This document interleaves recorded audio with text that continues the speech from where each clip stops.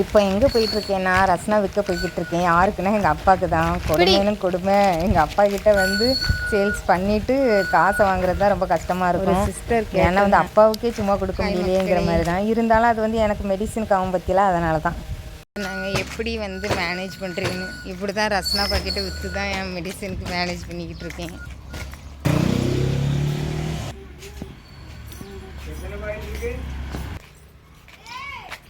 எங்கள் வீட்டில் இருந்து எங்கள் அம்மா வீட்டில் இருந்து எங்கள் வீட்டுக்கு இவ்வளோ தான் தூரம். நான் அதில் இருக்கிற ஃபஸ்ட்டு வீடு தான் எங்கள் வீடு. கார் கூட நிற்குது பற்றியெல்லாம். இப்போ போயிட்டு வந்தேன் பற்றியெல்லாம். இவ்வளோ தான் எங்கள் அப்பா கிடைக்கும் ஏன்னா எங்கள் வீட்டுக்கும் உள்ள தூரம். அப்புறம் வந்து ஒரு சிஸ்டர் கேட்ட கேள்வி, எப்படி வந்து சமாளிக்கிறீன்னு. இப்படி தான் ரஸ்னாவை போட்டு கடையாக கொடுத்து அது மூலமாக கொஞ்சம் பாதி காசு வந்து மெடிசனுக்கு எடுத்துருவேன். அதுக்கப்புறம் வந்து என் ஹஸ்பண்டு காசுலாம் வந்து எனக்கு வராது. ஏன்னா அவையும் சொல்லி முடிச்சிட்டா வீட்டுக்கு செலவுக்கு தேவையான பொருள் வாங்கி போட்டுருவேன், வாடகை இதெல்லாம் கொடுத்துருவேன்னு சொல்லிட்டாங்க. மெடிசனுக்கு நான் தான் இப்படி வந்து பார்த்துக்கிடணும். அப்புறம் வந்து வீடியோ போடுறேன். பிப்ரவரியில் லாஸ்ட்டாக வந்து இது பண்ணேன், அது என்னது காசு எடுத்தேன் 9,000 சில்லற பக்கம். இப்போ வந்து $100 தான் சேர்த்துருக்கேன். போன வாட்டி கூட $113, இந்த வாட்டி $100 தான் சேர்த்துருக்கேன். இந்த வாட்டி காசு வருதான்லாம் எனக்கு தெரியல, ஏன்னா இன்றைக்கி தான் $100 சேர்த்துருக்கேன்.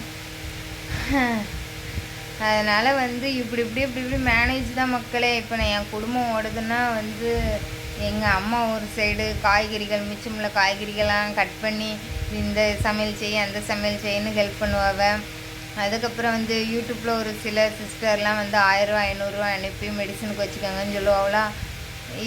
இப்படி தான் வந்து என் இது ஓடுது. ஒரு வருஷத்துக்கு முன்னாடி கேட்டீங்கன்னா வந்து ஃபுல்லாமே நான் தான் காசு போட்டு டயாலிஸ் பண்ணுற இது இருந்துச்சு. ஏன்னா காப்பீடுக்கு அவ்வளோ வெயிட்டிங் லிஸ்ட்டுங்க ஆஸ்பத்திரி. எனக்கு ஒரு வருஷம் கழித்து தான், இப்போ ஒரு 4 மாதமாக தான் எனக்கு வந்து காப்பீடில் கிடச்சிருக்கு. ஒரு வருஷமாக மாதம் 60,000 இல்லாமல் முடியாது பார்த்துக்கோங்க. ஹாஸ்பிட்டலு டயாலிசர் வாங்கணும், டயாலிஸ் பண்ணணும், வாரத்தில் 3 நாள் டயாலிஸு. அதுலேயே நம்ம உடம்பு அப்போந்தான் புதுசாக டயாலிஸை ஒத்துக்கிற இதுக்கு வந்து ரொம்ப கோல்மால் பண்ணிச்சு என் உடம்புலாம். ரொம்ப சீரியஸாக ஹாஸ்பிட்டலில் அட்மிட் ஆகி காசெல்லாம் நிறைய ஆகிட்டு. 10 லட்சத்துக்கு மேலேயே எனக்கு வந்து ஹாஸ்பிட்டலில் அட்மிட் ஆகியே ஃபீஸ் வந்து கட்டியிருப்பாவே. ஏன்னா எம்ஐசியூவில் கொண்டு போட்டுருவாங்களோ. எம்ஐசியூவில் ஒரு நாள் வாடகை வந்து 50,000 ரூபாய்க்கு மேலே பார்த்துக்கோங்க.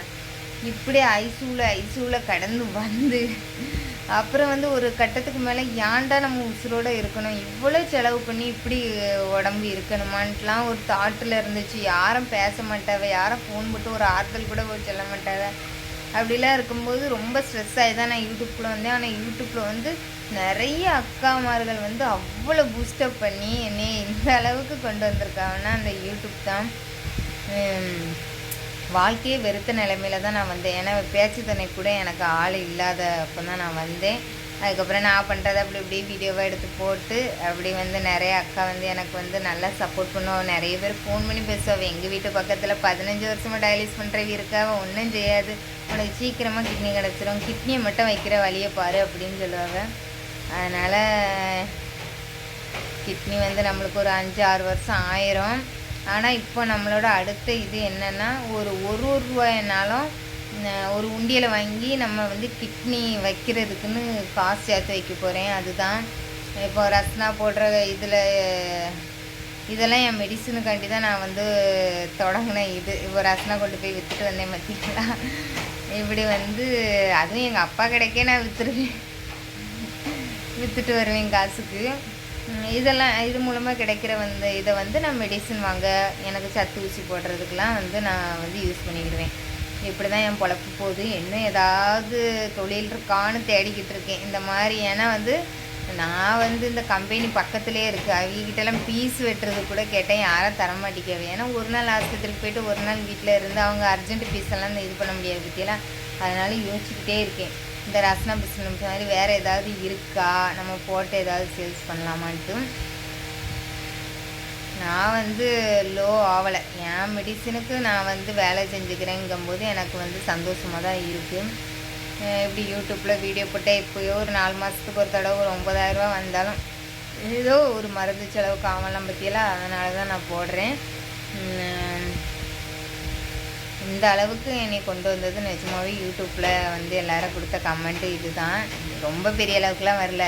வாழ்க்கையே வெறுத்து போனவளை வாழணும், பிள்ளைங்களுக்காண்டி வாழணும்னு சொல்லி அட்வைஸ் பண்ணி இப்போ வந்து எனக்கு வாழணும்னு ஆசையாக தான் இருக்குது. நம்மளை இப்போது கண்ணை மூடி கண்ணை திறந்த மாதிரி தான் இருக்குது. 1.5 வருஷம் டயாலிசிஸ் போயிட்டு என்ன வந்து நான் எத்தனை வருஷம் வெயிட் பண்ணணும், ஒரு 4 வருஷம் வெயிட் பண்ணணும் கிட்னிக்கு. கிட்னி கிடைக்கிறதுக்கு முன்னாடி நம்ம அதுக்கு உள்ள செலவுக்குள்ளதை கொஞ்சம் கொஞ்சமாக சேர்க்குறதுக்கு வழியை பார்க்கணும். அதனால் ஒரு பெரிய மண் உண்டியல் அன்னைக்கே வாங்கி கேட்டேன். தாங்க நான் வந்து எனக்கு கிட்னிக்கு வந்து டிரான்ஸ்பிளான்ட்டுக்கு பண்ணுற இதுக்கு வந்து இப்போவே சேர்க்குறேன்னு என் ஹஸ்பண்டு வேண்டான்ட்டாவா. ஆனால் நான் ஒரு உண்டியல் வாங்க போகிறேன். இப்படி தான் இந்த வேலையை செஞ்சு எங்களோட செலவை எப்படியோ உருட்டி பரட்டி கொண்டு போய்கிட்டு இருக்கோம்.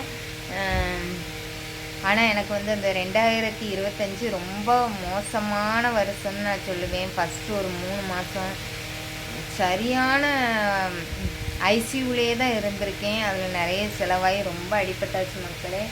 இப்போ வந்து ஏதோ நான் வந்து என் பிள்ளைகளையும் என் மெடிசனையும் எப்படியோ பார்த்துட்ருக்கேன்.